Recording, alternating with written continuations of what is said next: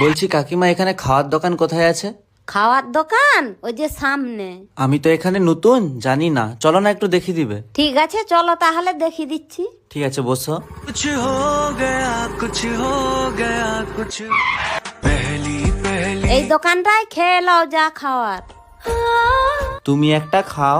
না না খাবো নি। আরে একটা খাও না। তোমার চোখে একটা কি লেগে আছে। ঠিক আছে, আমি এখন আসি তাহলে। আচ্ছা যাও। ওই তোর একটা ভিডিও ভাইরাল হয়েছে দেখুন। না এই দেখ না এই ভিডিওটা। আজ একটা গরিব মানুষ আমাকে খাবার চেয়েছিল, বলছিল সামনের দোকানে যা হোক কিছু খাওয়াতে। আমি তার কষ্ট না দেখতে পেরে তাকে বিস্কুট কিনে দিলাম।